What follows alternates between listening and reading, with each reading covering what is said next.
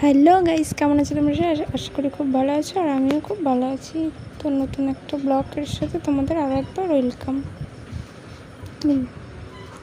তো চলো, আজকে শুভ রথযাত্রা, সবাইকে শুভেচ্ছা জানিয়ে আজকের ব্লগটা স্টার্ট করি।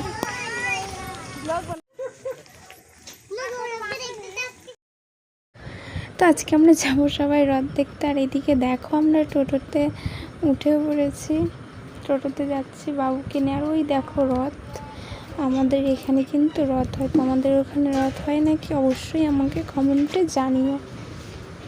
তো এসের থেকে নেমে আমরা ভোগ কিনে নিলাম, যেহেতু ভোগ দিব বলেছিলাম তাই ভোগ কিনে নিলাম।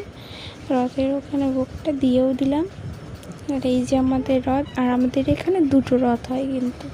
আর ওই দেখো বাবু সোনাকে রথের উপর উঠিয়ে দিলাম, ঠাকুরমশাইকে বললাম ওকে একটু কোলে নাও।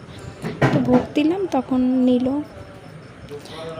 আর ও দেখো হচ্ছে রথে উঠেও দুষ্টুমি শুরু করে দিয়েছে। ওই দেখো, ওইটা ছাড়তেই চায় না, ও ধরে আছে। এত দুষ্টু বাবু সোনা উঠে কিন্তু রথের উপরে বেশ মজা পাচ্ছিল, আর চুপচাপও ছিল। তারপর ওকে নামিয়ে দিল ঠাকুরমশাই, দেখতেই পাচ্ছ। আর প্রচণ্ড গরম ছিল, তার জন্য বেশি সময় আর এদিকে দেখো এই রথটা দাঁড়িয়ে আছে, যেহেতু আর একটা রথ আসবে। ছোট রাস্তা, দুটো রথ একসঙ্গে বেরোতে পারবে না, তাই এখানে আমরা দাঁড়িয়েছিলাম। আর তারপরে ফুচকা বাড়ি চলে এসেছি। বাড়ির জন্য ঘুগনি, পেঁয়াজি, তারপরে পাঁপড় 2 রকমের, বাদাম, জিলিপি নিয়ে চলে এসেছি। তো ভিডিওটি কেমন লাগলো অবশ্যই জানিও। ভালো লাগলে লাইক, কমেন্ট, শেয়ার।